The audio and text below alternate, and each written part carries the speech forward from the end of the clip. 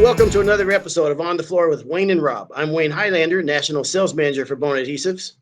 And I'm Rob Johnson from Bona Training. How we doing today, Rob? Great, Wayne. Just great. How are you doing today? I'm doing fantastic. What's our You know show what? about today, Rob? I'm gonna change my answer. I'm not doing great today. You're not. I'm sorry to hear No, that. I'm not doing great today. This is the show that I have dreaded for 2 years now. 2 years I've been dreading this show. It's a long time to be dreading this show. I knew this show would be coming, and now it's here. This is it. So why don't we tell everybody what today's show's about, Wayne? Well, today we're going to talk about the winners of the 2021 Floor of the Years.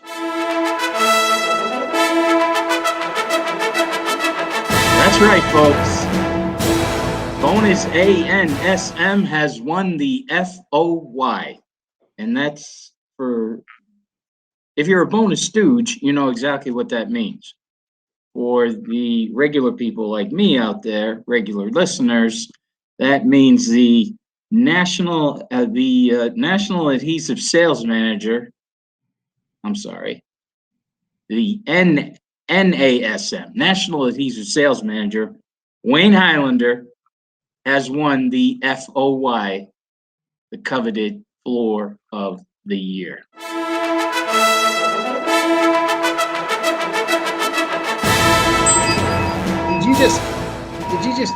Did you just hear music? No, I didn't hear anything. Huh. Well, first of all, that's ridiculous, Rob. I mean, listen, I got up today and put my pants on one leg at a time, like I always do. I'm the same guy that you always known. I mean, just because I won the Floor of the Year.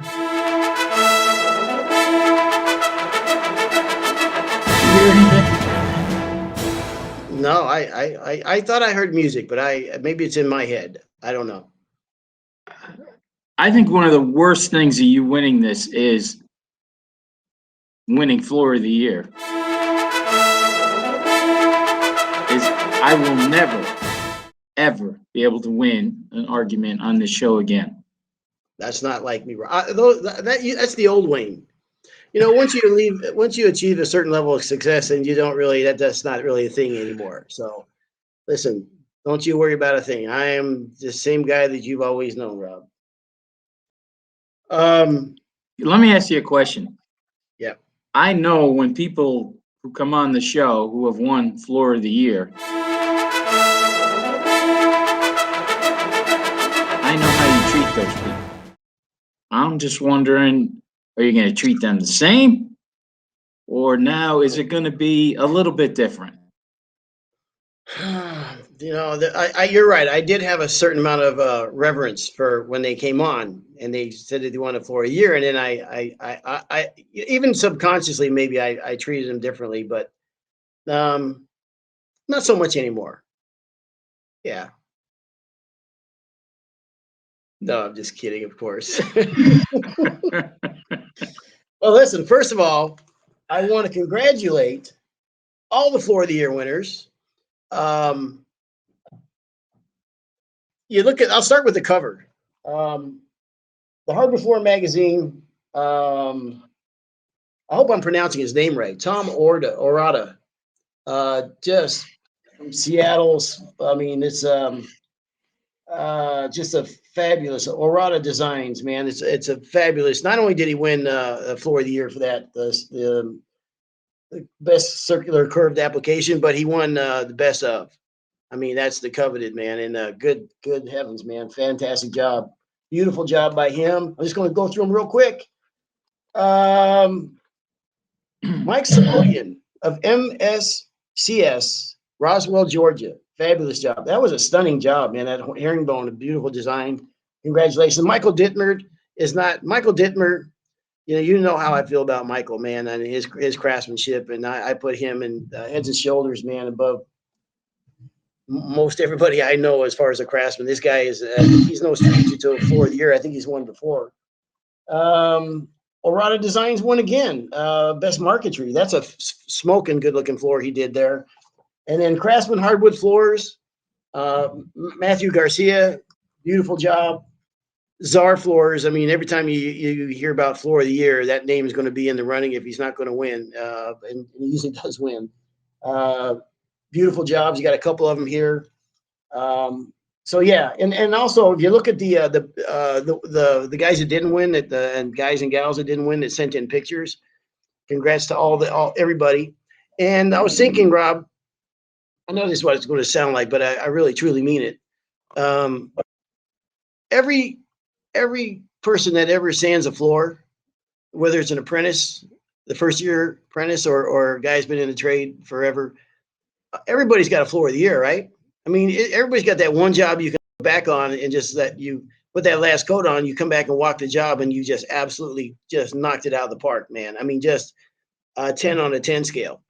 Right. Everybody, I hope everybody gets that one floor a year that they feel that way about one of their jobs. And so, yeah, man, it's pretty cool. I mean, let's face it. For me, Rob, here's the thing.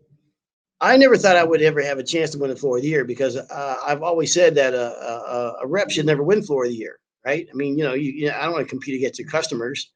But when they came out and said this was a category for manufacturers only, a couple of things happened. It was that, number one, and number two is COVID.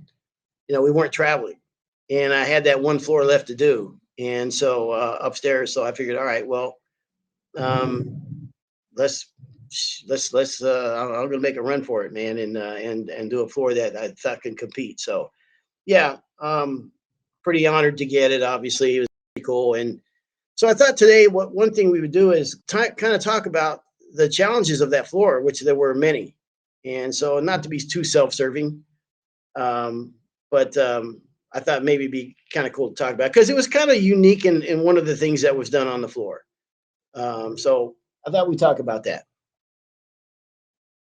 All right. You good with that? That was well, we have to get rid of it. I got to get through this show. So yeah, this is the Wayne Highlander Floor of the Year show. So we'll talk about like I it, said, I knew it was going to happen.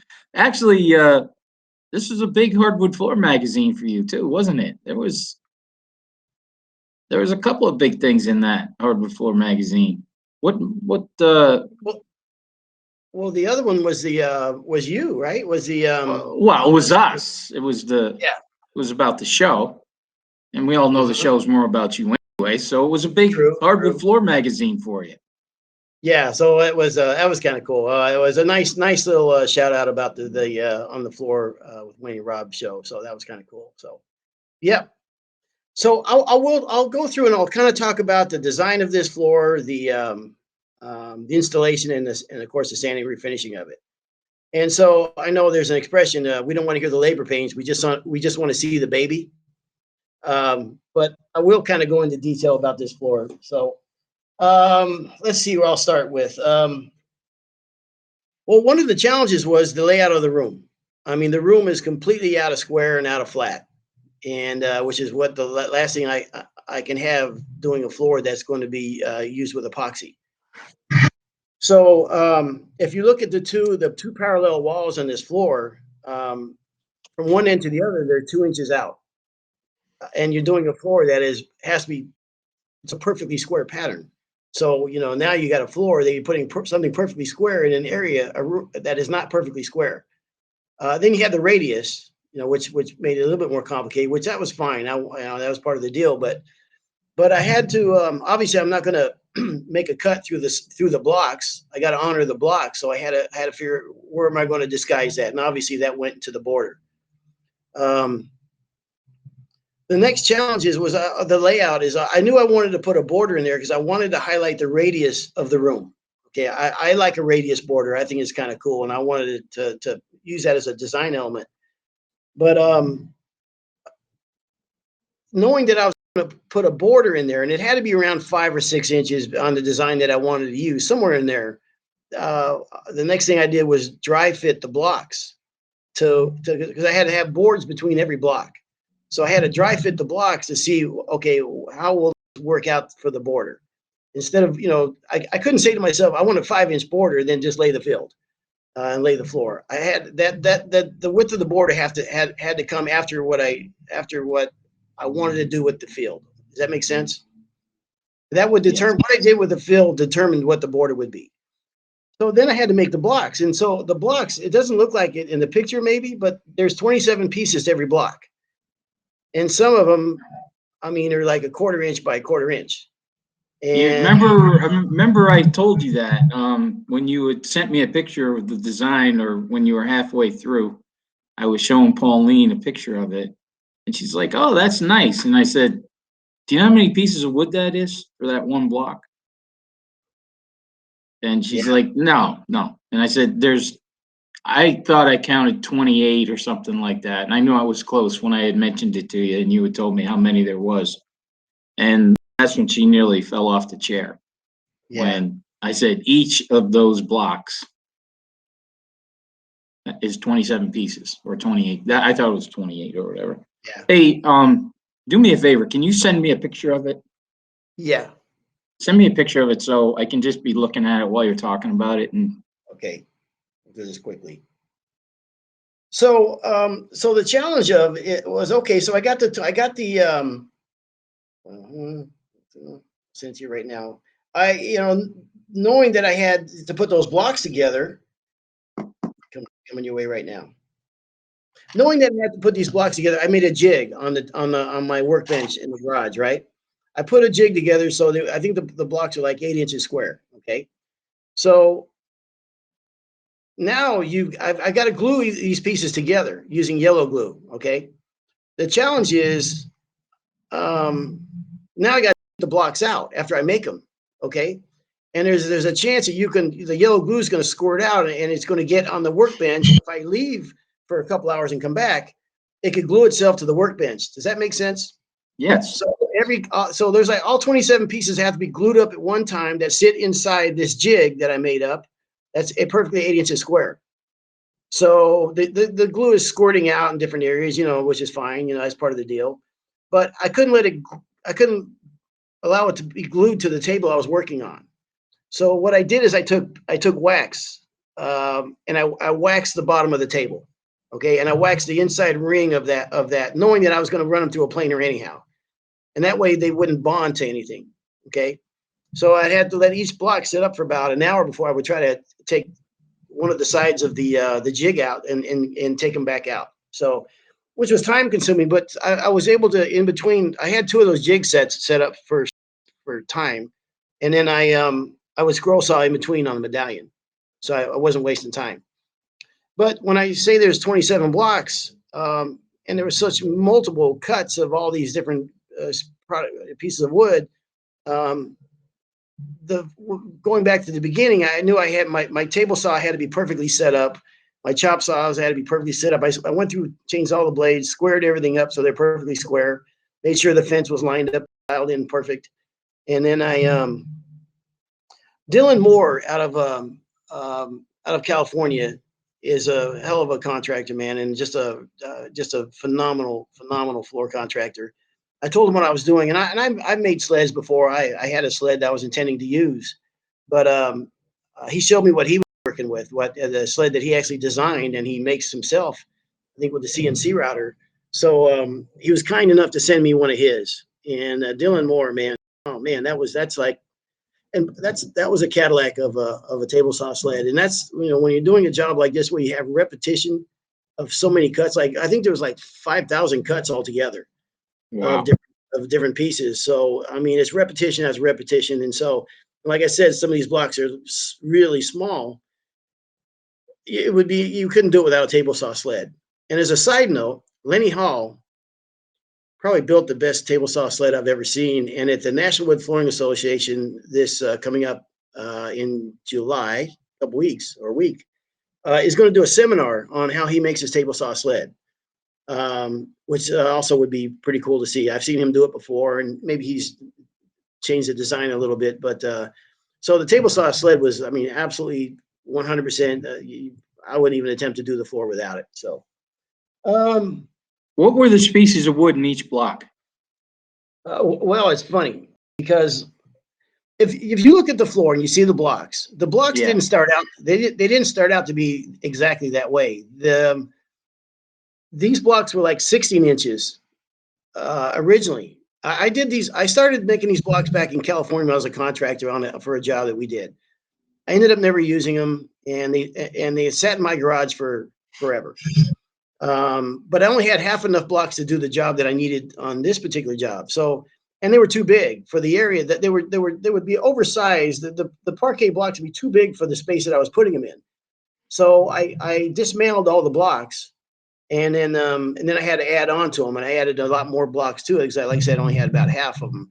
So the species, the reason why I say that is because some of the species is made up of Jara, and some of the blocks are made up of what was the other species?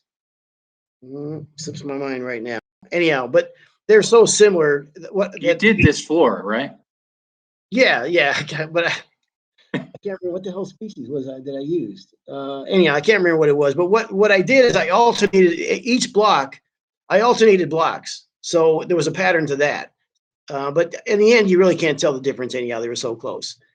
Mhm. So I deconstructed all the blocks. I had to add more blocks to it, and then let's see what else. Laying the blocks. Like I said, the room was out of square big time, and I was going to run the floor at a diagonal and do a different kind of pattern, but I just didn't like the way that they fell on the border. I knew when you first walk into the floor, if you look at the focal points, it obviously had to be a full block. When you first walk up in the floor, I needed you to see a full block on the left side and right in front of you. Excuse me, the right side and right in front of you. So there's full blocks everywhere the way it works out, except against the far wall, which there's going to be a bench there anyhow, so it's not a big deal. And it's like 80% of the block is still there. So there's only one area where I couldn't use full blocks. I think if you had gone at a diagonal, though, it would have taken away from the medallion. I think it would have, and it's too busy. I like the way that the blocks highlight the medallion. Where if you would run that on a diagonal, I think it would have been too busy. Yeah, and my wife has always said she doesn't like floor on a diagonal. That's like a thing to her. She can't stand floors laid on a diagonal. So Really? never. Yeah, I've tried it before at different times in our lives, and she's no. So then so the field was relatively, once I established how I wanted the blocks to fall, it was easy, fairly easy getting them up and installing the blocks, leaving room for the medallion. I laid out where the medallion was going to go. The next challenge was the scroll work in the border, which I love a Victorian scroll, so that's why I picked that design. And if anybody, I mean, really, it looks complicated when you're doing scroll saw work. It requires a lot of patience, but if you understand a little bit some different tips and techniques and tricks to it, it goes faster than you might imagine. For instance, I use Systems 99 spray. I spray two pieces of 5/16 boards together, and then I take the pattern, the paper pattern, and I spray that with System 99 also. System 99 or 77? In my age, I think 77. Anyhow, and I sprayed that on top of those two boards, and I'm cutting two boards at the same time. Make sense? Yes. And then I take lacquer, then I put them in a bath of lacquer thinner, and it separates them out right away. I mean, right away, they come apart. So I was able to go through it at night, and that's the other thing on this job. I have a job. I can't afford to work on this floor while during business hours. So this was weekends. I never watched any professional sports that year. I I did hardly any fishing. You heard me cry about how little fishing I did that year. And it was a lot of weekends in the garage. So what kind of saw do you use? I actually used DeWalt. I've got two scroll saws. One is Excalibur, which is a really good saw, but I didn't have it at my house. Somebody else has got it. And the other is the one I used was a DeWalt, which was just fine. But if someone's looking to getting into that, hands down, the Hegner scroll saw is absolutely positively the best that you can Say buy. say that and spell that, please. It's a Hegner. I think it's Hegner or it's Hagner. They're bright red. They all look the same. They actually look pretty primitive, but if you look at some of the best scroll sawers out there, everybody seems to be using the Hegner. Yeah. So I had to make a ton of those, man. There was a lot of those. There was a lot of cutting those blocks, and I was going to alternate them between different species, but it looked too busy, so I stayed with American cherry, which I traditionally don't like American cherry so much, but this was like a 120-year-old American cherry, and it was just really aged beautifully, man, and just really consistent and everything. So that's what I went with. Now, How long did it take you to cut that? To cut one block, or you cut two at a time? But how long did it take to do that? two at a time takes me about 45 minutes per. So, and I can't remember 45 minutes. for two. Wow. Yeah. So, and here's the thing. Jeez. And if you're going to do a floor like this, and if you're going to scroll saw, especially if you start getting impatient, just walk away and do something else. If I started breaking blades on the scroll saw, I would quit, and I'm not in the mood to scroll saw. You know what I mean? Because I'm going too fast, and it won't let you win. You have to be patient with it. So I put my headphones on. I listen to music.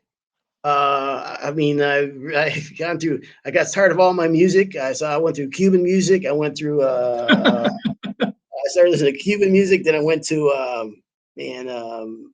Cajun music. So all kinds of stuff and a few podcasts. And really, it's a lesson in patience when you scroll saw, because you cannot go fast. You just have to go at the speed that it wants you to go.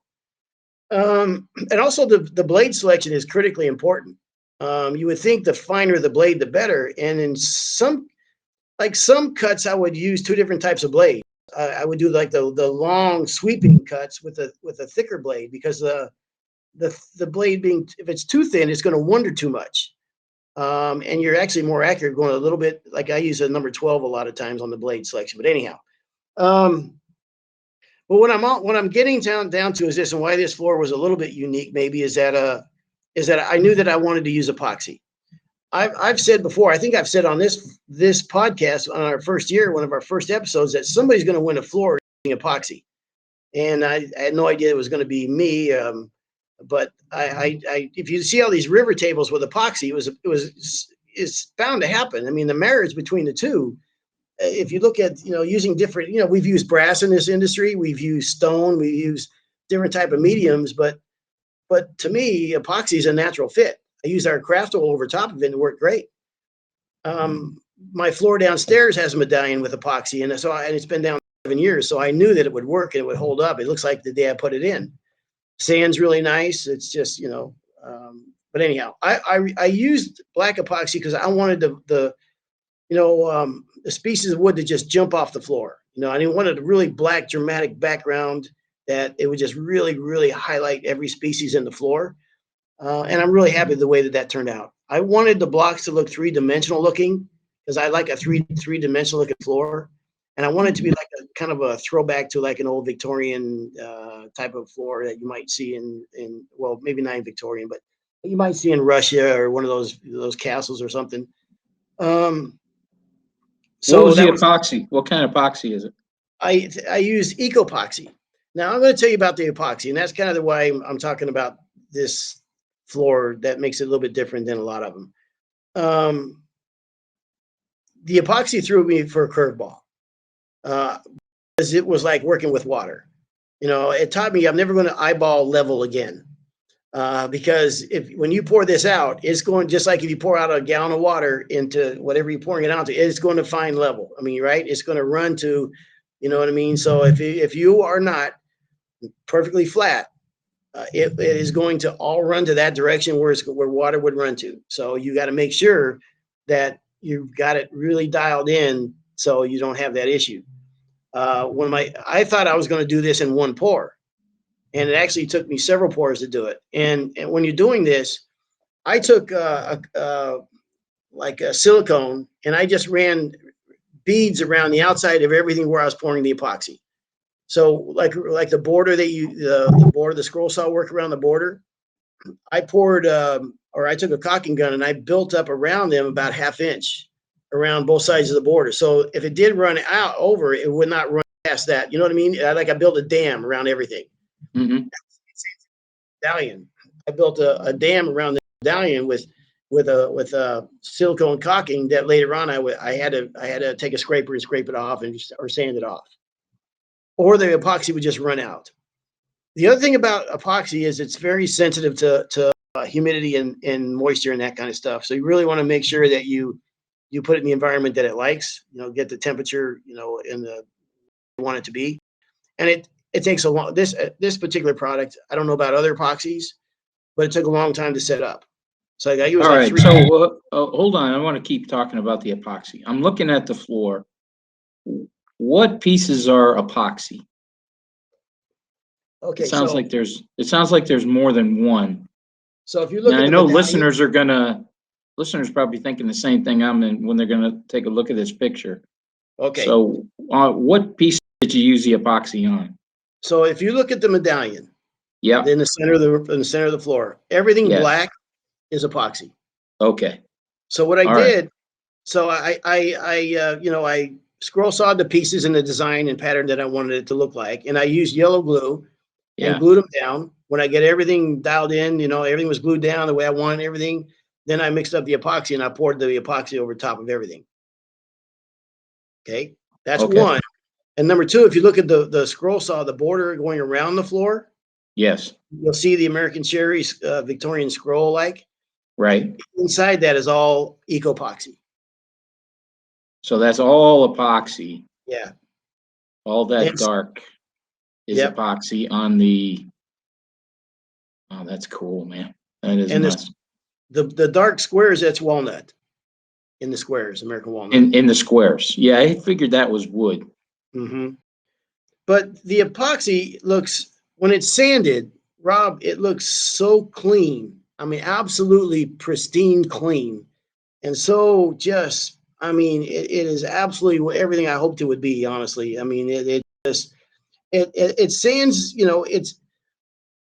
it's not easy to sand. I mean, it'd be like sanding. It's not as bad as sanding, say, aluminum oxide, but it's somewhere between there and sanding a regular oak floor. Okay, so sanding it is a bit rough.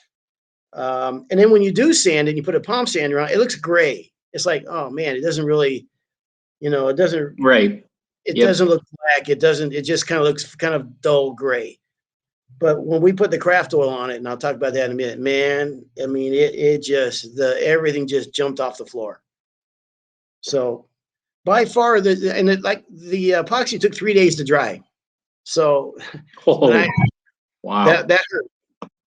that tested my patience a little bit, because I get up in the morning man. and I could put my finger in it, and it was like putting finger in water. I went, oh man. Then I started second guessing myself. I was just gonna say, at one point did you say, is this ever gonna dry? After I punched the wall. That's where that picture is, right there.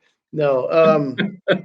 Well, I started second guessing myself. Did I follow Was the was it because it was so thick, or it No, was just because your ratio was wrong, or just the it was the temperature, heat, humidity? the temperature and humidity. Because this actually, what's unique about this epoxy, you can go half-inch deep in one pour.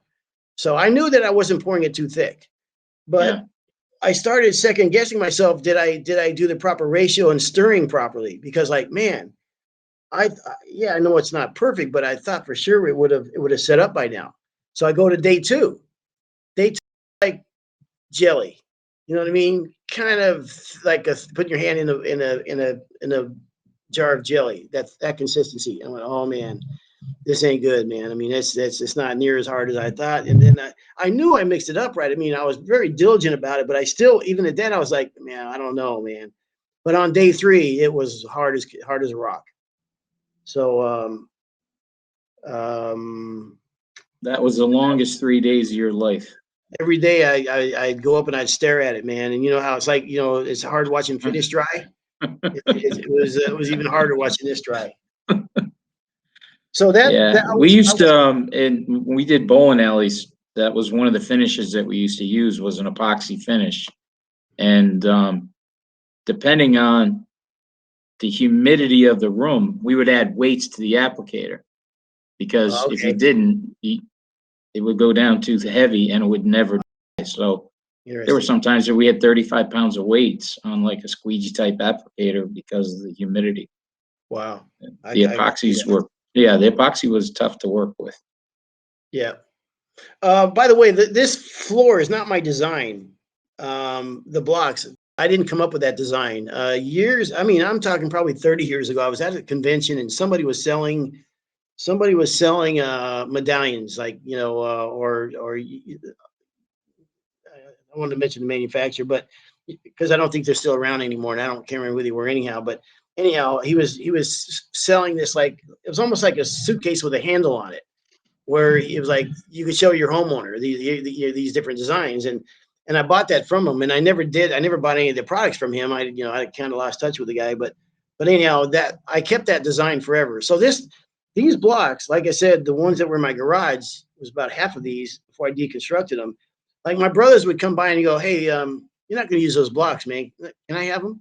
I go, "No, I'm going to use them." And then from time to time, I'd have other floor guy who goes, "Man, those blocks are pretty cool. What are you going to do with them?" And I go, "No, I'm going to use them." They go, "Man, you're never going to use them blocks. Let me have them." So some of them blocks have been with me for over 20 years. And that was the longest procrastination on planet Earth. But I knew I would my career would have ended with me not doing anything with those blocks. I would have just, because, Would have made a nice casket, though. We could have made a casket for you. that would have been fitting. Yes. You could bury yourself with these things.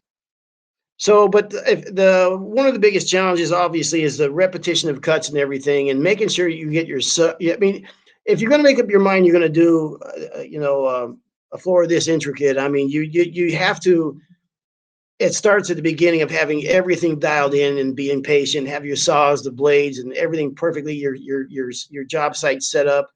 You can work organized, and you're doing it in an orderly fashion, because there's so much that goes into constructing all these things. So anyhow, I'm talking to a lot of people that already know this, but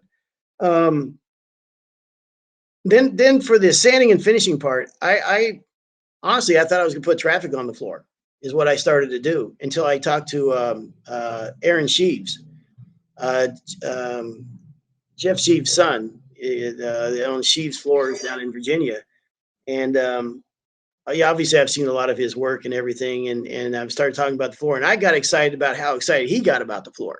So, and I knew how good this guy was, and I thought, man, I'd love to have him come and sand the floor and finish it. So I asked Jeff what his schedule was like, and he goes, and long story short, he worked it into his schedule, and I was thrilled to get him, man, because Rob, you talk about the most organized van I've ever seen in my life.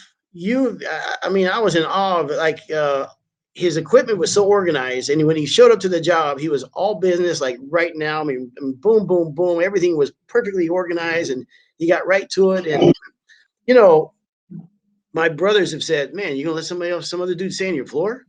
And yeah, man, I totally get it, man. That's not me, but I didn't even have to hover over him, man. I got out of his way. I mean, this guy, man, it was all business, and treated it like, I mean, I didn't even have to think twice about it. And Jeff Sheaves came also that Saturday, and gave us a hand, and putting the craft oil on. And when I saw the first coat of craft oil going on, no, man, this is it. Blew you away, huh? 2 coats of craft oil on it, man. It looks fantastic. Aaron did a fantastic job on it, man. We used a power drive. And that's the other thing I want to say, Rob. I was gonna say, was it a power drive or only power drive? The only thing that touched it was a power drive, a little bit of edging around the borders, but not much. So, what was I going to say? What, just natural craft oil, or? Yeah, there's no stain or anything like that. It's all just natural craft oil. So here's what's cool about the job. So when I started building it, I thought, you know what, I'm going to highlight everything that touches this floor, and that what Bona makes. So if you think about it, it was the power station, it was the Bona adhesive, it was the Bona 540, it was the Tampico brush, it was the power drive, it was the Bona wood filler. I mean, every single thing that touched the floor except the Epoxy was Bona. So that's kind of cool, man. I also, when I was doing the floor, I felt, you know what, if I'm going to represent the company, man, and I'm going to put my name on it, then let's knock it out of the park, man. So it's an honor. I joke around about it, but yeah, and I am going to be hard to live with around you, because Oh my God, yeah. because Yeah. So, Now you know what? I've been thinking as I've been looking at this, and you winning floor of the year. I thought I would be more jealous of floor of the year, but I don't know if I'm more jealous of floor of the year or that award you won in Sweden. well, I don't know, man. Let me tell you something. You know what I This, mean? yeah. That's a big one too. So Hmm. yeah. This, yeah, I don't know about anybody else, but for me, I mean, it's an honor, man. It is an absolute, and like I said, I didn't have to compete against other floor contractors, which was because I wouldn't have done it, and then I would have just done the floor, and it would have been a cool floor, and then that would be the end of it. But when I saw that we could put it in the manufacturer only category, I was like, oh man. And for me, I'm 60 years old. I don't have any other floors to do. I don't do side jobs. I don't. It's not even in my radar screen. That's just not happening. But I had one floor left. There's the only floor left. It was my last floor in my house, and if not for COVID, I couldn't have done it. So for me, it was like, it was ninth inning. The bases were loaded, and there was two strikes on me, and this was my last shot. So yeah, I'm very happy about it. And also, I have to say, I was really overwhelming all the people in the industry that reached out and gave me a nod and said they liked the floor and everything. That was very cool. I mean, there is a camaraderie in this business. We talk about it all the time, but you really don't know how many friends you have until they come out of the woodwork and even competitors, man, I have to say, and give you a nod, go, hey man, that was pretty cool. So very, very honored to get it. Well, I'm very proud of you. I've known you for a long time, and I know this stuff is really, this is what makes you tick. So I'm really proud of you. Couldn't be happier for you. But I think too, it's kind of a sad note also, because Why really is that? this is the end for you. This is you've reached the top, you've reached your pinnacle, and now it's Yeah, just a slow slide downhill down to death. yeah. I mean, this is it. You've reached the end of Yeah. the road. Something, if it wasn't for the passion has never left me about doing floors and all that stuff. This was hard to do for me. I mean, really physically, it was hard to do only because my knees are gone. I mean, that's just the way it is. I can't do floors anymore. If I wanted to go back and do floors, It kind of remind when you're saying that, it kind of when you were saying how you had Aaron come in and do the sanding for you, it kind of reminded me of when Babe Ruth got to the end of his career. He'd hit the home run, and then the little guy would run the bases for him. Babe Ruth would just run to first base, I want to make this. and then they had that little tiny guy come out and run for him. So No, that's kind of hey, you can't last forever. that's pretty funny. I want to make this clear. I 100%, beyond a shadow of a doubt, could have sanded and finished this floor myself. Make no bones about it. But I was You're lucky. Babe Ruth. You're the old Babe Ruth. You got the little guy running the bases for you now. Yeah, thanks, Aaron. Atta boy. Yeah, no, man, he knocked it out of the park, man. Just a good dude to be around, man. I can't stress that enough, man. He's a stud, and also look for him. Wouldn't surprise me if he gets his name on that list one of these days too. So very cool, man. So anyhow, there you go, Rob. That's it, and the end of it. And I'm glad to be done with it. I felt like I got out of jail when it was done because I got my weekends back. I could start fishing and everything. And so when that last coat goes on, it was a lot of emotions for me, man. It's like, man, especially when I tell you what, 20 years. if you 20 got a years in the pulse, make. yeah, if you got a pulse and you don't get excited about seeing finish go on the floor, I mean, and the wood too is when I go back by Woodcraft Supply, I would see a really cool piece of wood, like a really nice quarter sawn piece of wood, whatever, and I would just stockpile them. You know what I mean? So Yeah. I picked the wood that would just really highlight the grain, and it would just shimmer off the floor, man. It was just a really anyhow, it was a lot of fun. I'll shut up now. What are you gonna wear on an award night? Oh, I don't care. I Oh, don't know. come on, you gotta. No. I was thinking like a white tux and Oh, tails, maybe even a yeah. hat too. Yeah, that is flat out not going to happen. I think you got to go big, Yeah. man. This is it. You're not, like I said, this is the last day of your life. So It is, but I still want to have friends when I get done with that day. Wearing tuxedo up there to get it. Hats off to everybody that won Floor of the Year this year, and everybody that competed, and so anyhow, congrats to everybody. So that's it. congratulations, buddy. Good job. Yep. Thank you very much, Rob. Appreciate it. So that's been another episode of On the Floor with Wayne and Rob. Please stay tuned for another episode.